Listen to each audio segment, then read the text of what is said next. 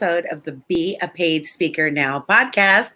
I'm Deborah Deras, your host, helping you to take your expertise and to monetize your magnificence. And I know many of you have been writing into me saying, Deborah, I'm ready to launch my online course. I'm finally going to go online, create that extra stream of passive income. Well, one of the things that I'm really excited about is I have a system called Kajabi, and I am able to give every one of the listeners a 28-day free trial. So I am going to be putting the link down below, and you are going to be able to try it out because I don't believe in investing in anything that you're not going to use. But for those of you that have been procrastinating, what I call the mañana juanas, now is the time to get started. And it doesn't have to be a huge course. It could be a mini 2-minute video course, but I highly encourage you to take action, to do it, to delegate it, to get it done, because I believe that sincerely every one of you have a message and that you are that messenger that needs to be heard. And now is the time more than ever to get that out. So we are back with another very, very, very, very special guest. It's like a long-awaited guest. We were going to be together in March, and there's emergency, and then I had emergency in April. Then we're in a pandemic. But this is someone super special to me because earlier in the year, when we actually had the pleasure of speaking on a stage, I had the pleasure of meeting Dr. Sasha Shulkat, and she was an amazing speaker at this Nazarian Institute Think Big conference. And before I even knew that she was speaking, every single time I would go into the hallway, I would run into her. I'm like, oh my God, you have such a beautiful dress. And she's like, oh, I love your outfit. And we just had so much synergy, right, Sasha? Just like instantly, like synchronicity, whether we were going to both be speakers and meet each other that way, or whether we were just going to run into each other and compliment each other in the hall. This is the kind of woman Dr. Sasha is, and I want to formally introduce you to her to let you know that Dr. Sasha Shulkat is a cardiac anesthesiologist, a tenured professor, and the vice chair of strategy and innovation in the Department of Anesthesiology at the University of Nebraska Medical Center. Sasha is the CEO and founder of Brave Enough, and she is a well-published researcher in cardiac anesthesiology, gender equity, love it, an international speaker and author of Between Grit and Grace, The Art of Being Feminine and Formidable, and she's also a TEDx speaker. Please help me welcome Dr. Sasha. Thank you. That is so sweet. I'm so happy just to be energized because I know for the next few minutes, you and I are going to be talking and breaking down some really cool, important things. And you are such a ball of energy that you give me energy. So good. I've been looking forward. I've been looking forward to this dopamine hit for weeks. Oh, good. I love it. I love it. So, yeah. And you know that I just get so excited to be able to share and inform and inspire people. So that's why I love doing this podcast. And I love getting to connect with amazing women like you. I mean, I'm so grateful that you have the time being a doctor during the time of pandemic and being someone like you that is supervising so many people. What is it like for you now? And what do people need to know about the times we're going through? Well, it's definitely challenging because we in medicine are very scripted and we have protocols and we're very efficient in what we do. And that's all kind of been wiped away with the unknown of the pandemic. Right. And just the information coming to us every day changes. What we did a month ago is not the right thing to do anymore. So we're constantly having to be really flexible and open and go into every day with open hands, I say, and just, it's really hard to have an ego when your hands are open and you're standing like this. It's easier to accept help and reality. And so it's, I don't want to say that it's easy. It's not, it's a little stressful, but I really feel like now is the time for us to shine in healthcare and for us to step up and to kind of see the leaders, see who's really emotionally intelligent and mature and rising to the top. And maybe it wasn't who has titles. And so I think that it's it's a time for us to just step forward and really go back to the roots of why we went into medicine, which was very basic, to help people. And Right. so for me, it's kind of been an awakening of what I love about medicine. And just having to kind of go back to being humble and just having open hands and just saying, I'm going to do the best today. I love that. Yeah, one of my favorite books is The Four Agreements by Don Miguel Ruiz. And one of the Four Agreements is just always do your best. And it's, my sweetheart is also a healthcare worker. And just, he's like, well, today we're doing this. And yesterday we did this. And now we have no PEPE. And now the nurses got a whole bunch donated. And we've got more than enough. And it's just really, really a stressful time for everyone, but especially for you putting your lives on the line and also trying to save lives. And how, it's really interesting because people keep asking me, like, how are you dealing with that fear? But honestly, Deborah, I have not, from day one, I have never been afraid that I was going to contract COVID. Isn't that, I'm being totally honest. Like, I've never thought to myself, driving to the hospital, driving home, I'm more afraid of transmitting it to my family somehow, or I'm more afraid of making a mistake in how I care for someone. And so I think, we've had at our hospital, we've had no one contract it. Not one single healthcare worker has contracted COVID from a COVID patient, because we're doing the appropriate things, which to me tells me that it's something that we're going to figure out. We're going to learn how to treat. We're going to be okay. And I see a lot of hope in that. Oh, good.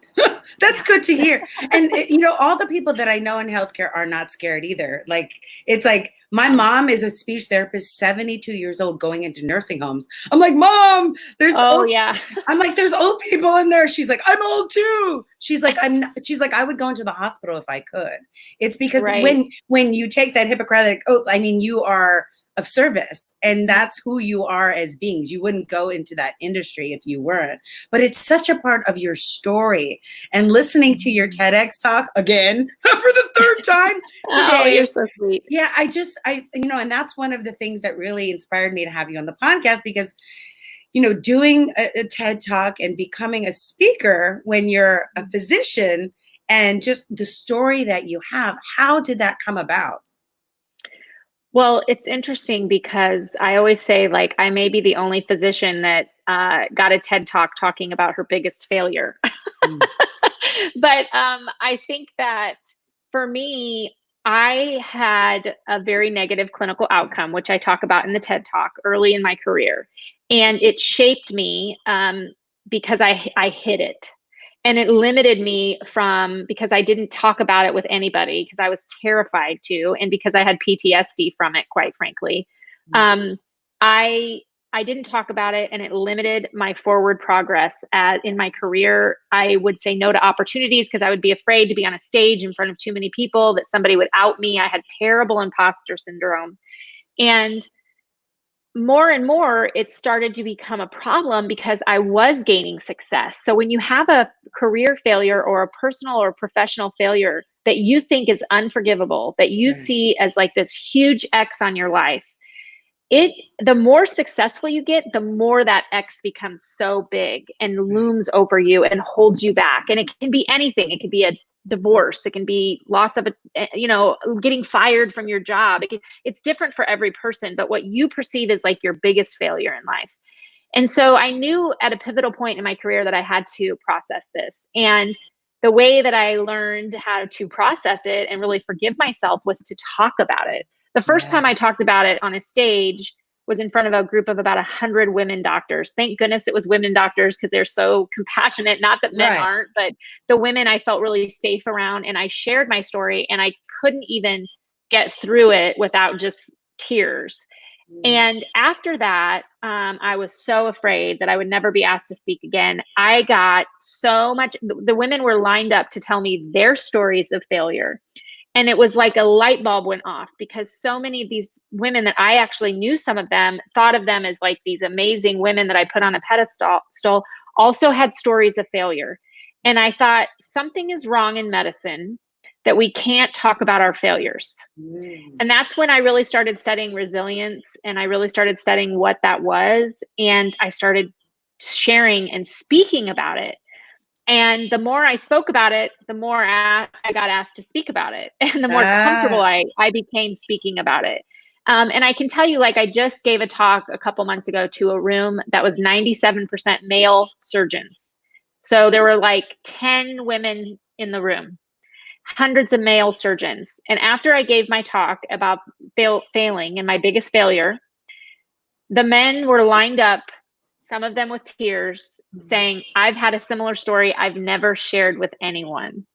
So I wow. think it's when we share our stories, and when we do what you're doing here, getting people on to talk about things, professional overcoming things, adversity, we open up the door for other people to share their stories and heal. And that's where you get success, when you're okay with, yeah, that happened to me years ago. I'm okay. It doesn't define me. Right. And I love the concept of failure. I studied NLP, neuro linguistic programming. And in NLP, the presupposition is failure is feedback, that it's giving you information on how to course correct. And many people that want to get into the speaking industry don't start because they don't think that they're perfect, or it's that imposter syndrome. No one's ever going to feel perfect. And anytime I go on stage, even at the Nazarian Institute, I'm like, oh my God, Kris Jenner's here. Sheila's like the bomb.com. Sheila Nazarian, like I'm going to share a stage with her. And I had spoken the last year. But that little voice, that ego that's not our amigo, that comes up that says, who are you to do this? When you first got that invitation to speak for those 100 women, what preceded that? Like, how did they even know about you to ask you to speak? Well, it was funny. I had been speaking for academically on anesthesia topics and cardiac topics for a while. So I was pretty comfortable giving academic talks, which is very different than sharing, from your own story. Right. And when the person asked me to speak, I said, I actually kind of want to talk about this other thing. And I have to give her credit. She gave me the opportunity to do that. But that's what kind of like that was a pivotal moment for me, because it was a change in my direction of my career. Because before that, I talked about very safe topics, very academic, very structured, very black and white, no opinion, no feeling, no stories, nothing personal. And it honestly was terrifying. And I mean, if you look back at that lecture, it's not like my best lecture. I mean, I had to stop and gather my thoughts. I'm a much better speaker now, but to your point, it was the start. It was the beginning. And if I hadn't taken that small step of just putting myself out there and being brave enough to do the first thing, even though it wasn't perfect, I wouldn't be standing on stages speaking to thousands of people now. So it's so important that we don't let that limit us. Like, nobody's perfect. That's part of the human race. Thank goodness we're not perfect, right? So just take that step forward.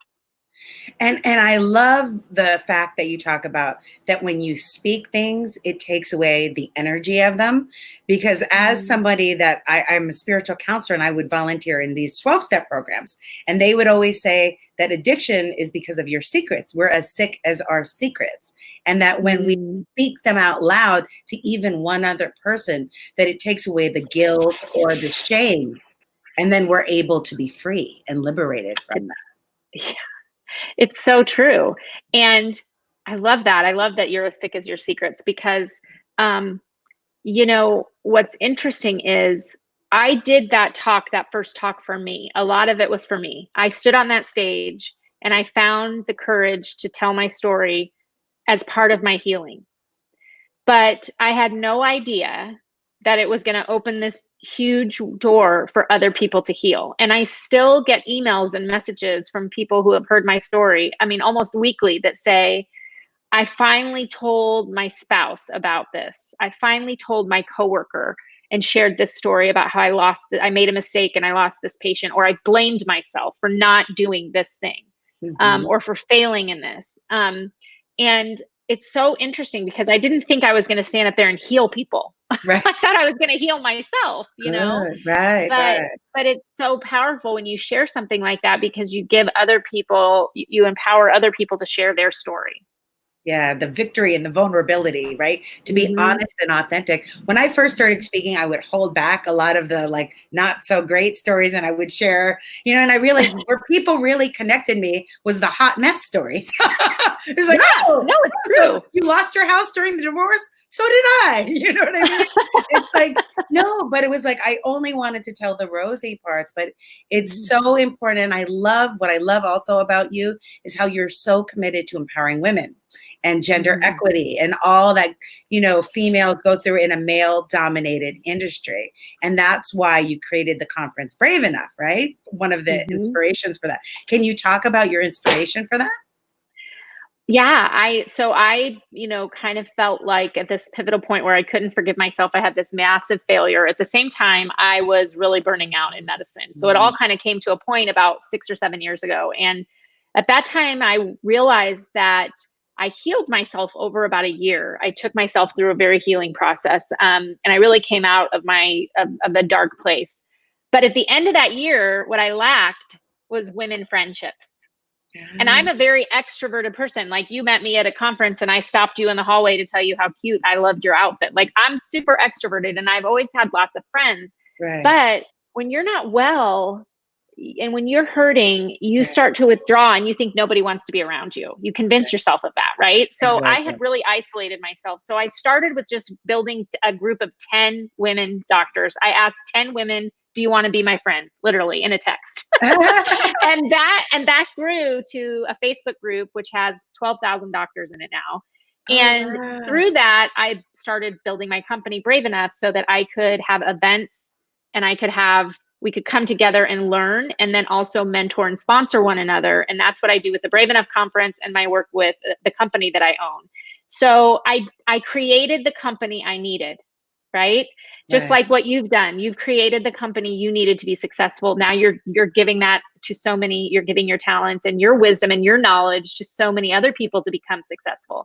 So that's what really empowered me, because I saw in the area that I work in healthcare, as I started to climb the ladder, it started to become really lonely and lonely and lonely. And I thought, where are all the women? Like, I'm by myself, where are my girlfriends? So I wanted to create a company where I could empower women in their own environments to really kind of climb that ladder together and to pull one another up and push each other forward. Yes, so important. I mean, and that's, my company is called Synergy Unlimited. So it's all about, we're better together, and with the power of synergy, anything is possible, because it can seem daunting and overwhelming and like you're the only one going through something, right? And so when you come together collectively in the Facebook group and at the conference, like, it's just, that's where people feel liberated. It's like, oh, I can do it. And then everybody goes to the next level. Everybody rises. It's just so, I didn't know there's 12,000 people in your Facebook group. And I've been reading your blog last night because I was like, work-life balance. How does she do this with kids? I do a lot, but I have no kids. So like, tell me how you are a doctor and then also speaking, getting paid to speak and going around and then doing a conference. How do you balance? And then we'll talk more about the conference. Well, I definitely, I'm not going to lie, it's hard work. It's just, it's work. You got to work. You got to put in the work. And I don't think that there's been times in my life where I've been successful at different things. So I don't want to give out this illusion that you can do it all and have it all and be amazing all the time, because I think that there's definitely times where you're going to be more focused on your speaking or more focused on your writing.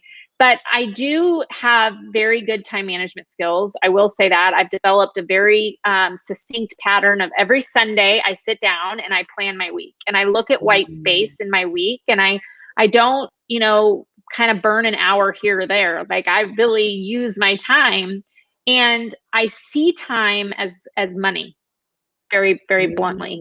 And I see how valuable 1 hour of my time is. And so if I am going to, waste an hour, I think about like, okay, what could I have been doing during this hour? But also, if someone's asking me to commit to something that I don't think aligns with my goals, so I'm very goal driven, I'm very vision driven. I say no. And so I've gotten Right. better at saying no. And that's allowed me to open up my time to do things like this. And because this aligns with my vision. So Right. I think you have to have a vision for yourself. Like, what are your goals? What's your vision?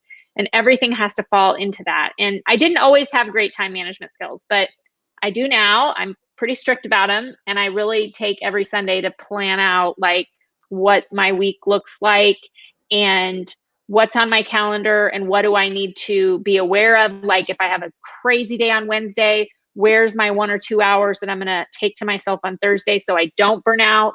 So that's equally important, working in that time for yourself. I love it. I don't know if you know this about me, but my first book that I wrote was called Confessions of an Adrenaline Addict.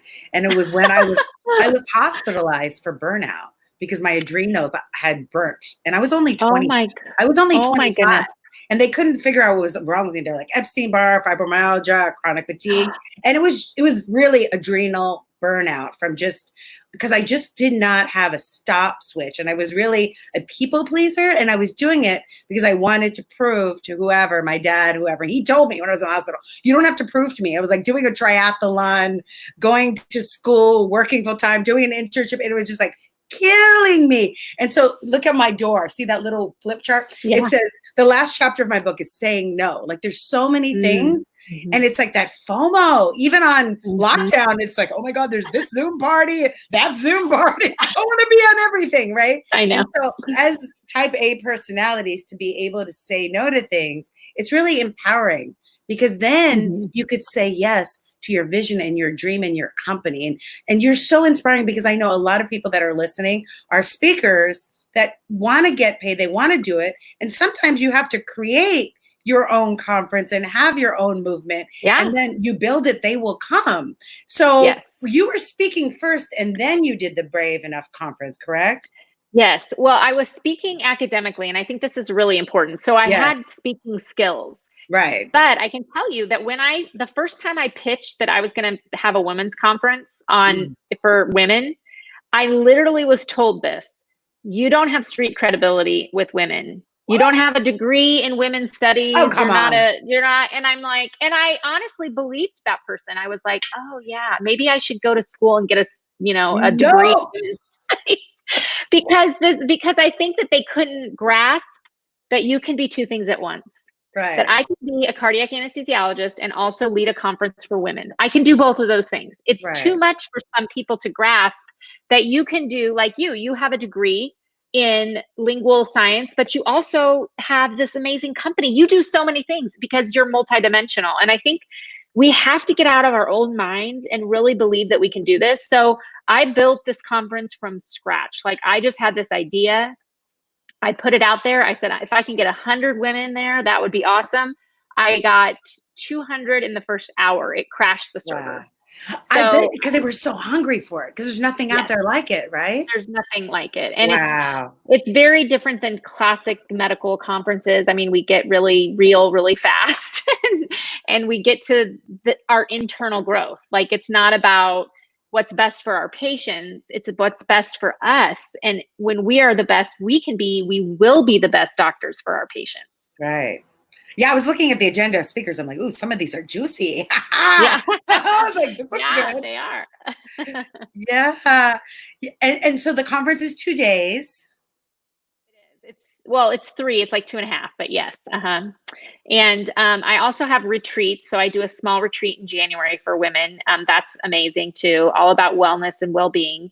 And it's just amazing to see what happens. It's so powerful just to walk in the room and be surrounded by that many powerful, brilliant women. I mean, as you know, like the synergy, it just walking into the room. I always say, like, I could stand up and just recite the alphabet and it would probably be just as good of a conference because it's the women in the room, that just gathering of that many women, and it normalizes our experiences. Right. So when people start sharing things that they've encountered, all of a sudden they realize, wait, that's happened to me. It's not me. It's the system.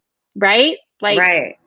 And I bet this year now more than ever, people are just going to want to be able to share and like have breakout groups and really connect with each other. And I think there's such a Like, I love that you're doing this, because I think people right now, there's a lot of fear and there's a lot of anxiety. And Yes. I think that we need to hear messages of hope, Right. and that we still can control ourselves. We can control what happens next. We can control our attitudes and our energy, and we can still improve ourselves and grow during this time. Like, we don't all just need to freeze and like not do anything, Right. because I think that's kind of the messaging that's in the mainstream media right now. It's so fear, like Right. there's so much fear. So I love that you're doing this.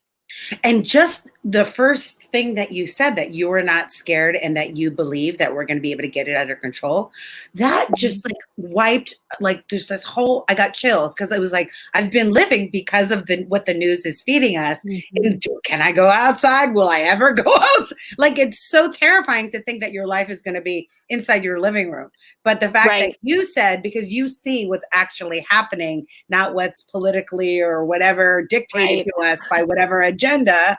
And so I really appreciate that hope, and that you're giving these doctors a place to share and to be inspired, and also to know that their emotions that they're feeling are valid.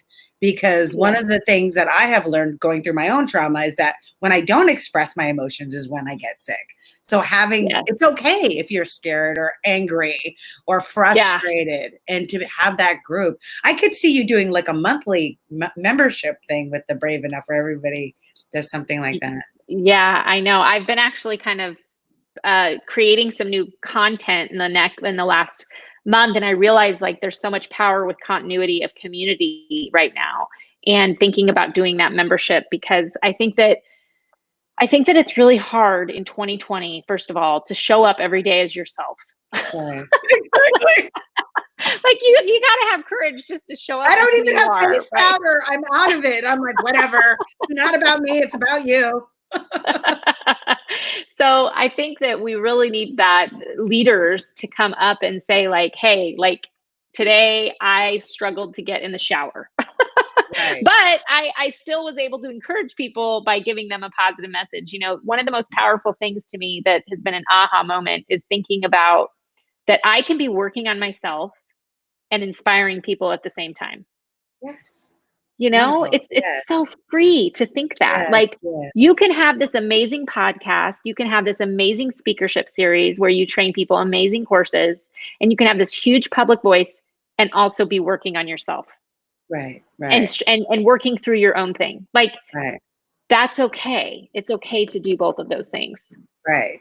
Don't wait till you're perfect, because you're never going to be perfect at Amen, all. sister. Amen. And that's why they need to read your book. So I know a lot of speakers that they've written books for like years, and they're just never publishing it because they don't think it's good enough or whatever. How did you get to the point of coming up with the concept of the book, writing your book, and getting it out there? So I hope so many people that are listening, I hope every person reaches out and grabs the book right now, especially because it's a workbook. So there's Give me the specific website. I'll type it in the comments right now. there it's you can find it at, just go to becomebraveenough.com, and Okay. it'll take you to Amazon and you can purchase it. It's called Between Grit and Grace. And the reason I wrote it how I did, which has an internal questions and kind of an internal checklist throughout the chapter, is because when I was going through that year of trying to put myself back together and learn how to say no and forgive myself for my failures and start living authentically who I was instead of what everyone else told me I should be, I read about 30 self-help books. And Me specifically, too. yeah, I specifically read them from a woman's perspective. And Right. one book would tell me I needed to be super strong and super powerful and be the bitch. And then the next one would Uh, say like, oh, don't talk until the very end of the meeting, and make sure you don't wear red, and dress this way. And one would tell me to lean in, the other one would tell me not to lean. I mean, it was just crazy. uh, And I was like, I have like personality whiplash after the end of this. So I thought, if I was going to tell a message, what would it be? And I think that most of us, specifically for women, are on this spectrum of being gritty and having grit, because there's times in our life where we have to be gritty. Just showing up every day requires grit. And then grace, like we have to forgive ourselves and we have to forgive right. others. But so often we're pushed to one side or the other. We put ourselves in these boxes like, she's a gritty woman, right? She's a leader. She's awesome, but I really wouldn't want to have coffee with her. But this woman, she's super nice. I'd love to have a glass of wine with her, but she can't really lead. The reality is that we have both of those attributes, and we express those attributes differently at different times, and that's okay. So when I had this idea for the book, every publisher was like, pick one or the other.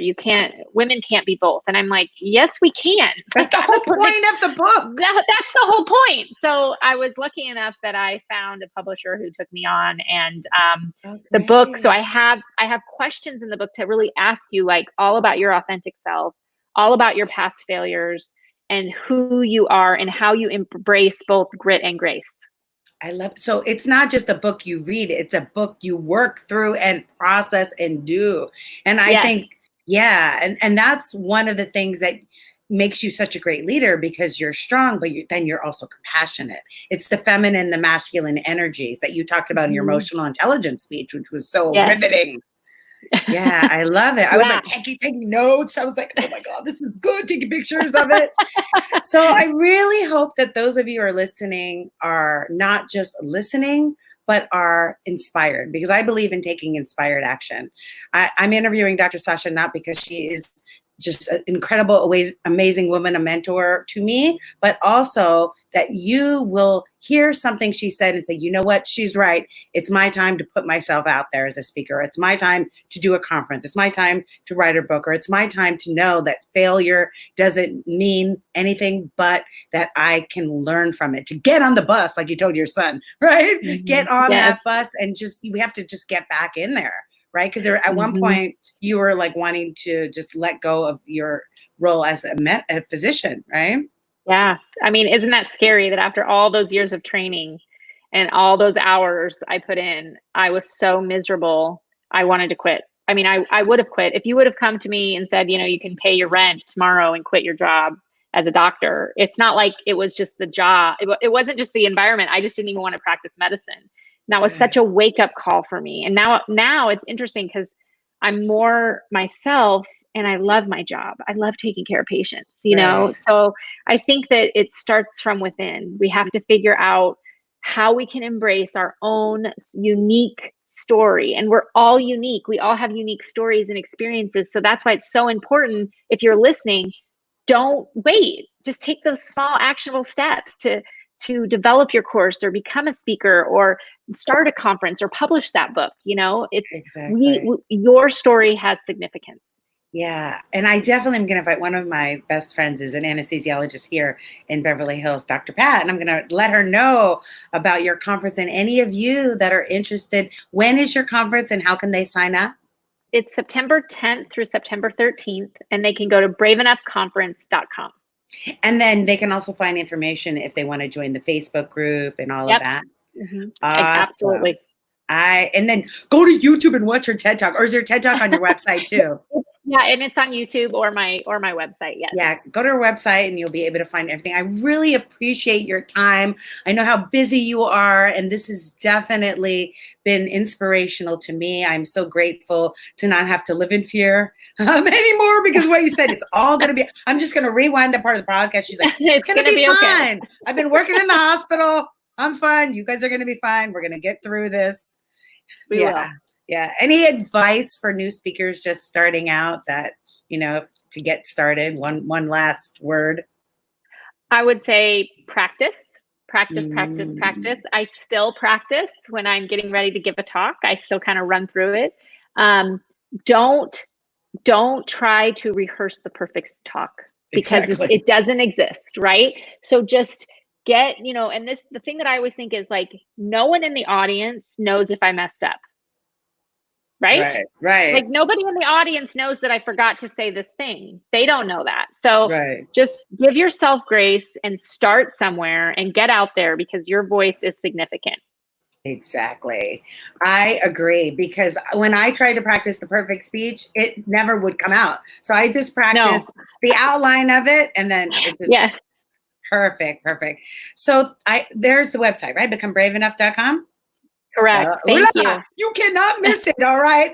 Everybody tuning in on Facebook, YouTube, Spotify, SoundCloud, iTunes. This podcast is actually going out to the masses. And my intention is that you will have at least one action item that you can take to get your message out, because I believe everyone has a specific message, that you are a messenger for a message, and not to let fear or the fear of failure or the imposter syndrome stop you. Like Dr. Sasha said, I want to let you know that I am here to support you. One of the things that I am giving away on my website is a webinar, free webinar on the 5 mistakes new speakers make and how to avoid them. You could just get them at deborahderas.com, download that webinar, and every Wednesday I have free webinars for you to be able to support you to grow. I want to thank you so much for tuning in, and remember, with the power of synergy, anything is possible. Ciao. Bye.